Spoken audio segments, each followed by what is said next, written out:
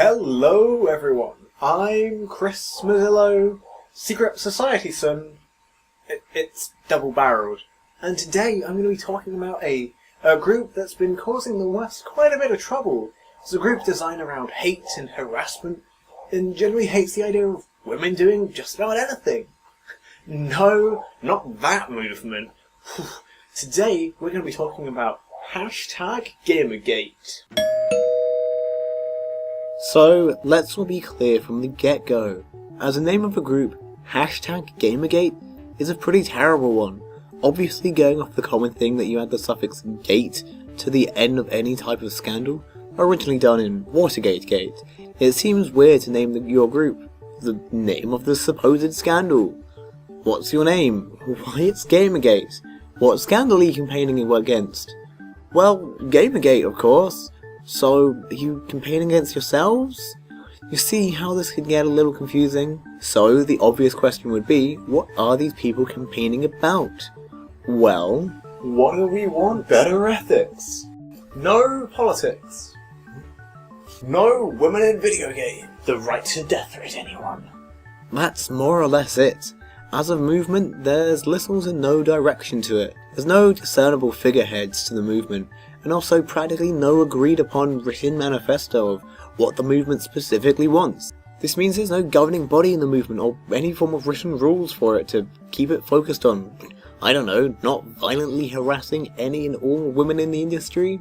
From this, the movement quickly comes off as contradictory, as some members will claim the movement is pro-equality and anti-harassment, when clearly that's not the case from the strings of harassment and the desires of removing political issues from reviews, which mostly revolves around any talk about maybe, just maybe, we aim to have more gender equality?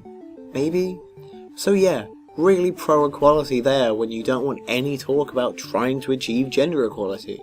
One of the supposed biggest and potentially most focused parts of the movement is the idea of transparency and ethics in game journalism, originally stemming from the reveal that Zoe Quinn had been sleeping with a man from Kotaku. But this was perpetuated when there also turned out to be a mailing list for games journalists that they used to chat to one another in private, and then suddenly this means that there's a secret Illuminati organisation of journalists and indie devs striving to keep everyone oppressed. Or something. I mean, let's not just take a second to assume that maybe this mailing list is so that people with very similar interests and ways of spending their time can talk. When we're at a point where people can't even have a private conversation without the internet going crazy and calling conspiracy, there's something wrong, and it's not with the journalism. Most websites already have a code of ethics that they uphold to, not to mention there being laws about this sort of thing. It's one of the few laws that actually involves and keeps somewhat up to date with the direction the industry is moving. But let's all agree that it's not properly about that, with large corporations still doing shady business practices such as Warner Bros. And the Shadows of Mordor promotion deals, or the other shady dealings that AAA developers or publishers try to push, only to be called out by most media outlets. #Gamergate keeps considerably silent about these, maybe too busy trying to destroy the career of another woman in the industry for having the audacity of being a woman and having an opinion about games. And really, there's two main reasons why corporations get off so lightly. Well, other than the movement clearly having no obvious idea or care about the concept of ethics in journalism, because that's clearly not the case, is it? No, instead, it's a lot harder to yell at a corporation. Higher-ups in, big developers and publishers have long since transcended the need to rely on social media as a way of interacting with their audiences. Really, they're a big faceless corporation that has, well, no face. You're basically just yelling at a skyscraper. However, with indie devs and journalists, they're individuals who have discernible faces and actually rely on social media as a way of both interacting with their audience and enjoying their lives like normal people, because they probably don't have their own Xbox party like, corporations probably do. Then another potential reason is jealousy. I mean, the average person may look at these journalists and indie devs who are often just single people making living off of video games by themselves, either by writing about them or just making their own games. So some in the culture may think, why can't I do this? What makes this person so special? And what's a better way of spending your time with jealousy than trying to destroy the lives of someone because they're better than you? So who wouldn't love to try and crush someone just because they managed to get an amount of success in somewhere where you couldn't? I mean, like, obviously people who aren't cunts. The movement comes across as nothing more than angry children attacking anyone and anything that doesn't agree with them and claiming it in the name of objective reviews. Really, that just comes from reviewers raising issues to do with gender representation or the like, and all the angry 4chan users jumping on this as an attack to their right to live and treat women as trash. So naturally, in their continuing attempt to be nothing more than sexist harassment machines, they attack primarily women in the industry. But really, as I've said, it's not about ethics. It's never been about ethics. The idea of it being about ethics came much later in the formation of this hate group. More and more evidence is appearing to suggest that it started off as yet another way to try and attack Zoe Quinn for having the audacity of living. And in a way to form a smokescreen shield was the idea of questionable ethics ever brought up. Most accusations of broken ethics have been completely unfounded and made up through wild speculation because that's all it was, a speculative theory to masquerade as a just cause, while really just planning an all-out attack on womankind. Even ignoring the core members and going to those who are still deluded into thinking it's a movement with meaning, these people remain incredibly angry, often overreacting to the slightest phrase and taking it as a personal attack, because you're known as a figure for not agreeing with Gamergate. So surely logic would suggest that every word you ever post is a subtle remark about them, right? Oh man, I can't wait to eat this English muffin.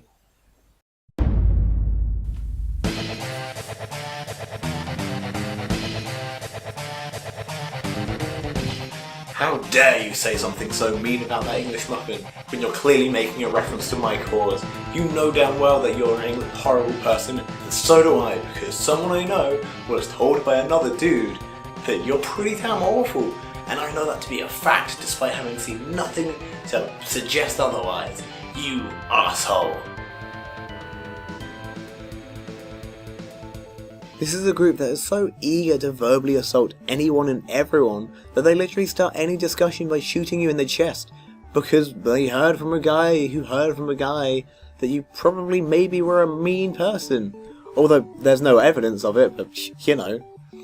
The alleged enemy of the hashtag Gamergate movement are the anti-hashtag Gamergate group, which doesn't exist.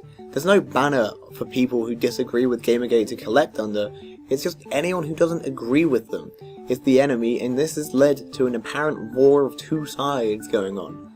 It's like saying that anyone who isn't a jet is a shark without question. As there's no common belief haze for anti-hashtag Gamergate, it just turns out to be an army of individuals, and hilariously normally those in the industry who actually know how it works behind the scenes, because you know, they're in the industry, instead of those who read somewhere that a thing maybe happened. While we're on the subject of the opposition, the arch nemesis of the average Gamergate person seems to be the social justice warrior. And can we just take a moment to work out that logic? Would that then suggest that Gamergate people would be social injustice warriors? Now I don't know about you, but social injustice is normally not a good thing. Hatred by this movement is so absurd that any registered case of extreme harassment resulting in people leaving their homes isn't met with the sorts of, that's pretty terrible, maybe we should try and organise ourselves to avoid this. Instead, the most logical thing possible, victim blaming, but in a whole new sense of crazy, claiming that the victim made it all up for attention, then calling her crazy because if there's anything that I've ever seen, it's definitely that those involved in Gamergate aren't mad conspiracy nuts. Not at all. They even made a helpful how to deal with harassment JPEG, which mostly involves don't tell anyone publicly, otherwise, the press may continue to find out that we're a bunch of hate-filled assholes, and will hurt our image some more. Gamergate is tarnished, and it's just founded upon hate and blatant slut-shaming for no real good reason. really, the few rational human beings who are still left in this movement, just stop, leave it. It's not doing you any good. Make a different group. Have an actual written manifesto which, follows an amount of ideas with written examples and actual proof of things happening instead of the current rancid vitriol and knee-jerk reactions to just anything and everything because, what's more fun than reactionary hate? Instead of turning figures who are clearly in it for the money and who've previously shown that they've had no interest for gaming culture and had a look of disdain upon gamers, instead of turning these people into a messiah-like feature, when really they're in it for the money and trying to make a career out of this. Don't get those people. Get someone who actually has an interest and is capable of maybe formulating a sentence without accidentally stabbing someone in the kidney and driving them out of their home. Any idea of reasonable conversation with the Gamergate group has been greatly overshadowed by the repeated outrage that the group shows frequently. It's a group that has managed to conceal its right-wing and sexist agenda behind this very loose connotation of journalistic change, and really is now just being found to fall flat in all but one of those areas. Hey, and thank you for watching my video.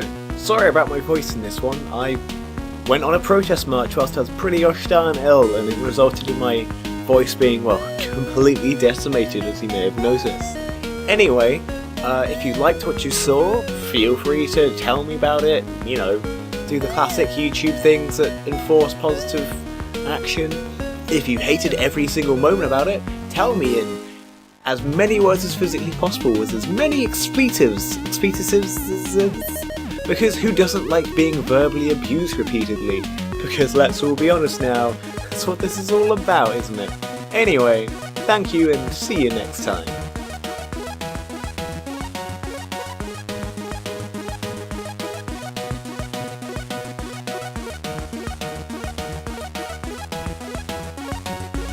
And you both know, you and I, Gamergate is tarnished, and it's just founded upon, fucking it now. Any idea of reasonable Obviously going off the common thing that you add the suffix this means there's no governing body in the movement or written rule of the movement. When we're at a point, really just